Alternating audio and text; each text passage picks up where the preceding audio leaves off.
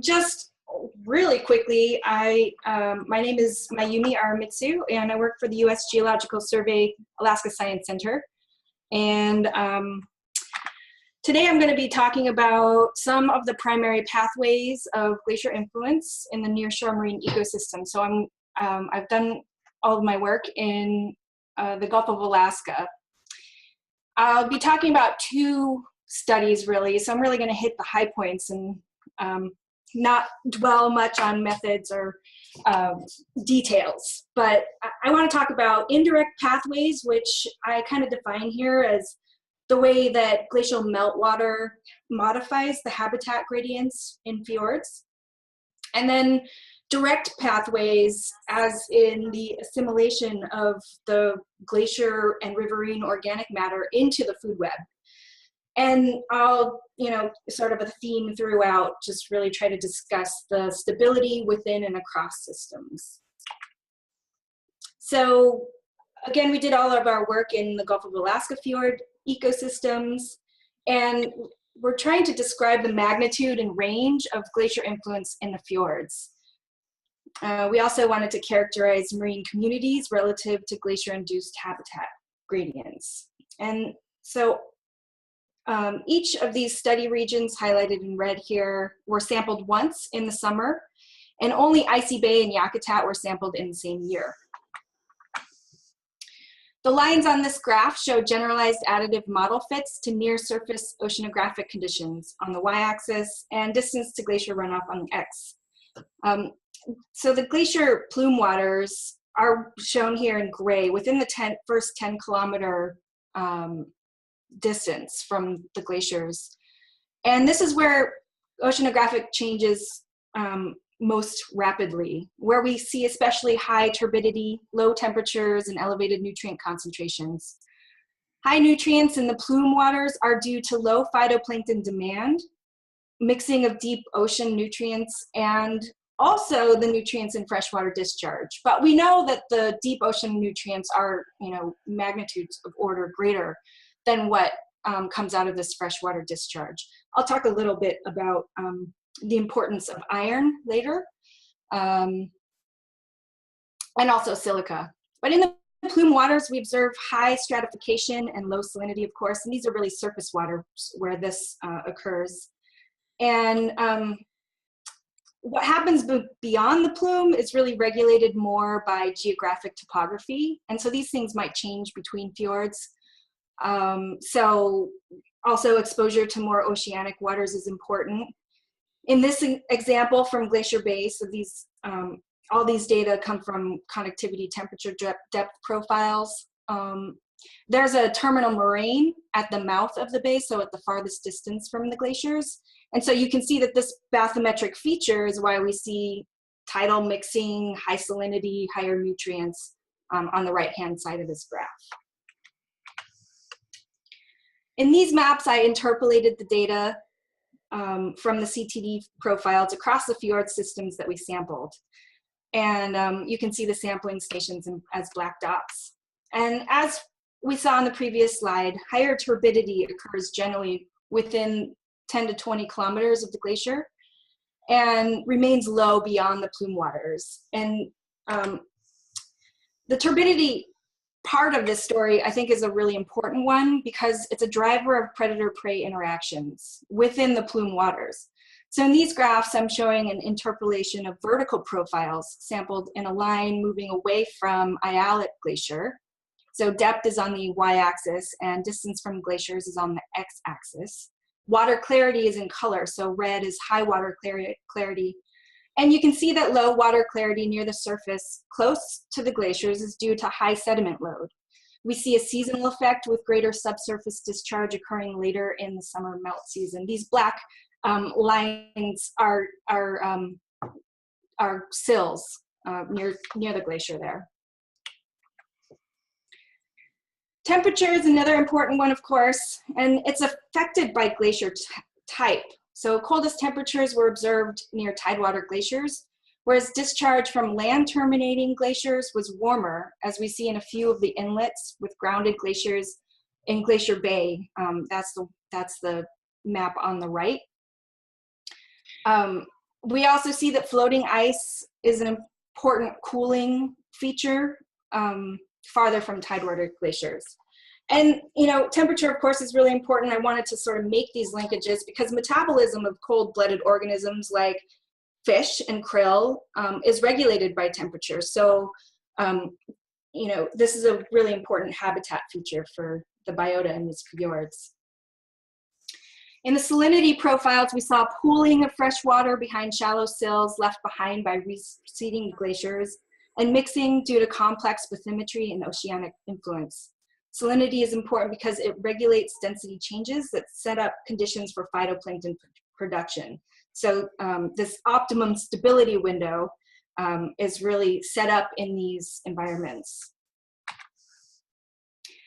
So these maps show quartile values of the phytoplankton index at each of the stations we sampled, with warmer colors indicating higher values.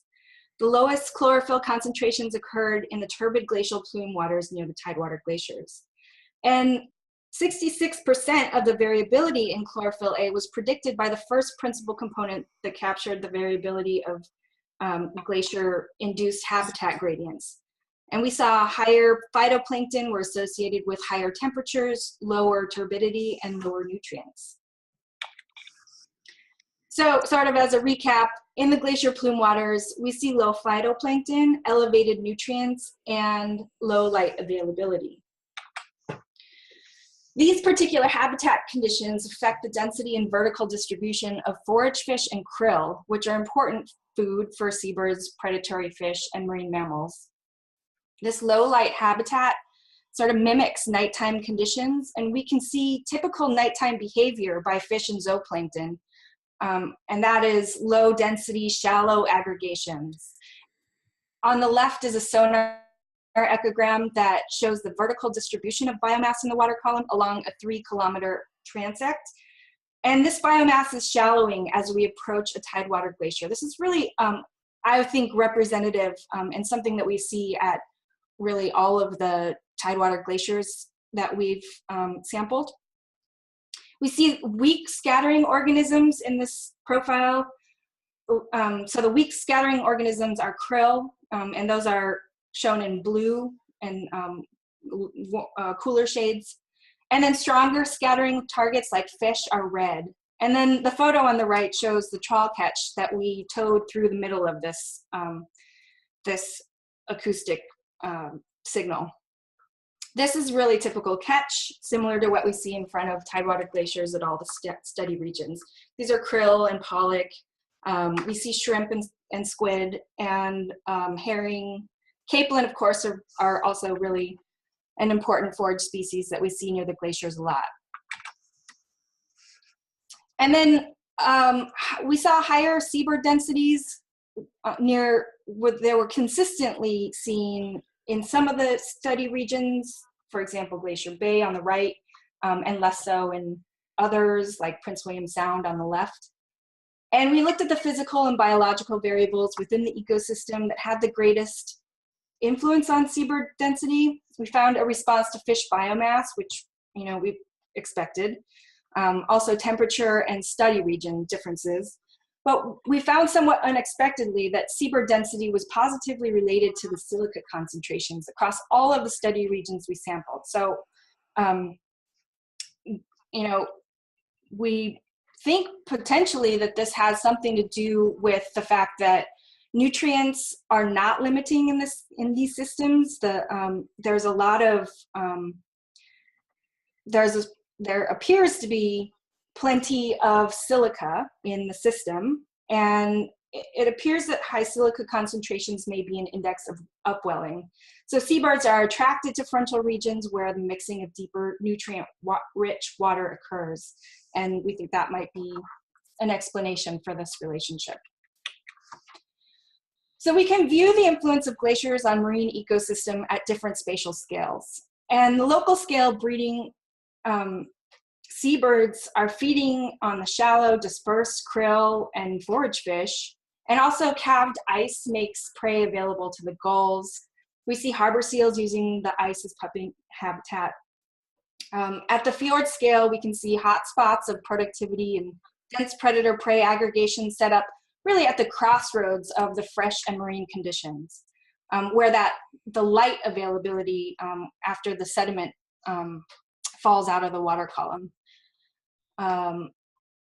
We see large tides and constricted passages and shallow sills that mark glacier termini. They replenish the nutrients needed for phytoplankton growth. So these can be really hot spots in the fjords.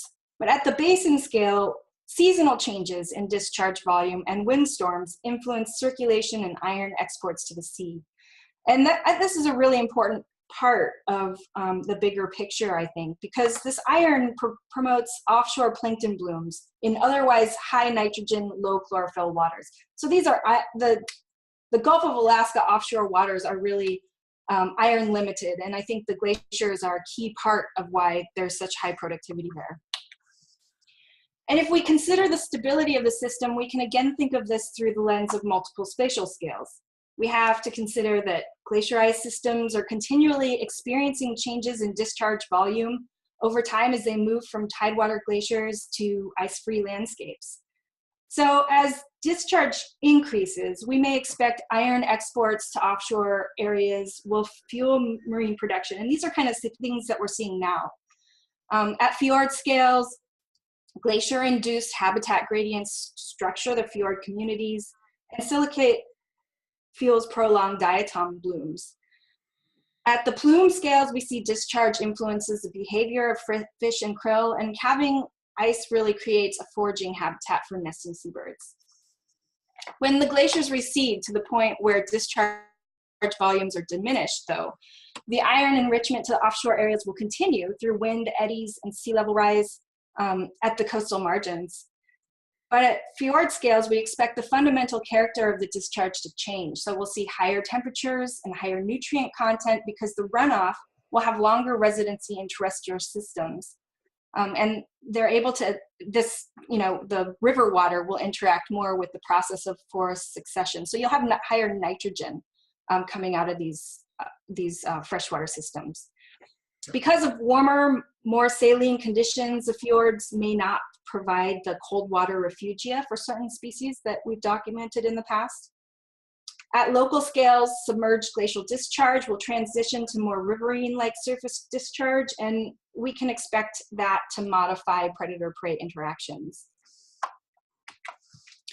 And so jumping into the more direct subsidies to the marine food webs, our goals here were to estimate the contribution of riverine organic matter and ancient carbon to these glacial marine food webs.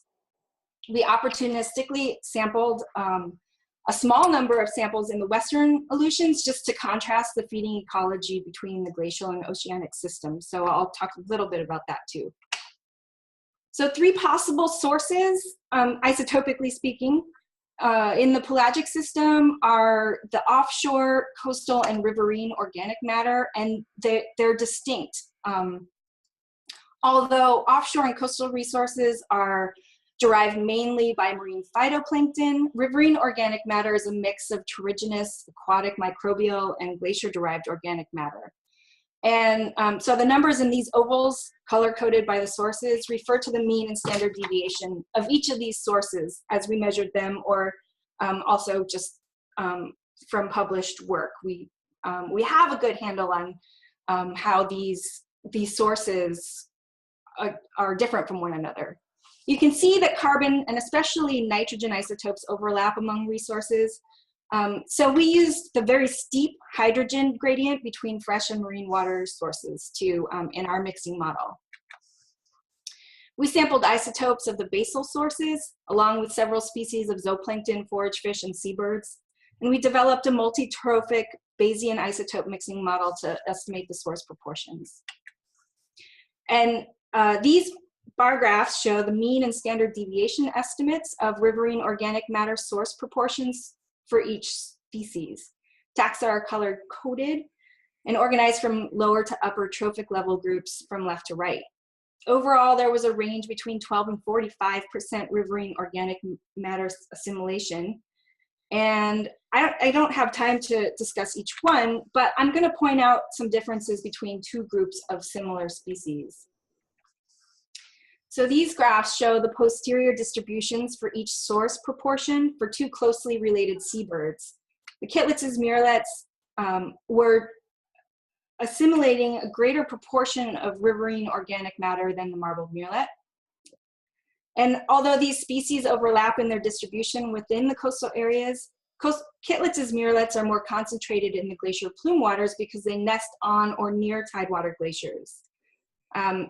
In contrast, marbled murrelets use old growth forests, and so their habitat use in these plume waters was much lower. We think the differences in their life history and residence time feeding within the glacier plume is reflected here. We saw a similar pattern for two species of krill. Euphausia, which is known to be a more oceanic species, exhibited a feeding history based mainly on offshore resources, whereas Thyssinoessa, which is a more coastal group of species, there are several species in Thyssinoessa, but they were feeding more on coastal sources and roughly twice as much riverine source assimilation compared to Euphausia. We see Thyssinoessa, several species are actually have signs of reproduction when we were sampling them. So I think that it's definitely reasonable that they use these areas more than Euphausia do. So we radiocarbon dated a subset of the samples to trace ancient carbon assimilation in the food web. And this box plot shows radiocarbon age by sample type. The particulate organic matter from the glacier rivers was old, but the biota sampled in both glacier and oceanic habitats was most similar to dissolved inorganic carbon, which we use here as a proxy for phytoplankton. And on average, the biota were 97% modern. So the similar carbon age between glacial and non-glacial habitats really suggests that the young carbon is more readily assimilated into the marine food web in these habitats. And so just I'll end sort of with the question, does this work extend to other glaciarized regions? And although there are regional characteristics that are unique to the Gulf of Alaska system, for example, this area is a temperate rainforest, and glacier discharge is only half of the total discharge volume into the marine system. But glacier fjord systems here are not unique from a global perspective, and many of the processes I've touched on are similar to patterns described in other regions. These are two examples of very similar conceptual models from different regions, one from Svalbard, and another one that was in a Glacier Bay report, which was modified from work in the Canadian Arctic. And of course, the one on the right is, really more focused on physical processes, whereas on the left, you see a much more, sort of a combination of physical and biological. But I think that really the biophysical linkages between the glaciers and coastal marine ecosystems in Alaska can certainly be extended to other glaciarized regions. And I just do have to acknowledge that there were, of course, well over a decade of work and field logistics and data collection. Many people helped there. I wanted to also authorize or acknowledge my collaborators, especially my supervisor, John Pyatt, and my PhD advisor, Franz Mutter, and lots of other folks. So I guess I'll just stop talking in case anybody has any questions. Thanks, Yumi. Sure. So we went over, but do people have questions for either Mayumi or Kristen?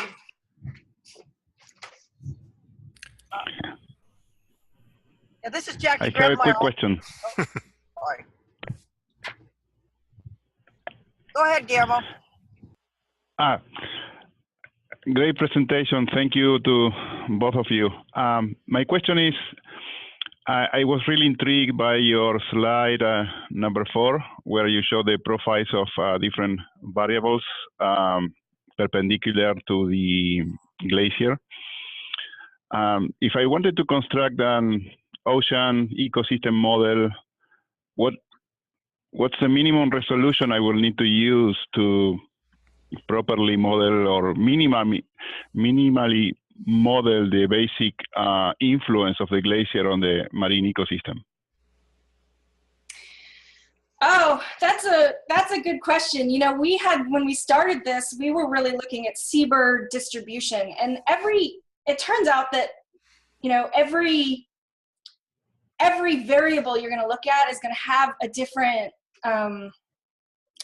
you know, level of autocorrelation, I guess. And, you know, if you want, so we had basically overlaid a 2.5 kilometer grid. So we sampled much more finely than we probably needed to get the baseline signal. But because we had things that we wanted to know about the zooplankton, which is much more patchy than you know, say the chlorophyll signal. So, you know, it's going to depend on each one of sort of your goals. And to capture all of them, I think that you're going to have to you know, look at probably a finer resolution than you think. It's really based on whatever it is you're interested in. For the ocean processes, you know, we saw this really strong signal from the glaciers in the first 10 kilometers from the glaciers. And so certainly you would be wanting to get, you know, some samples within that.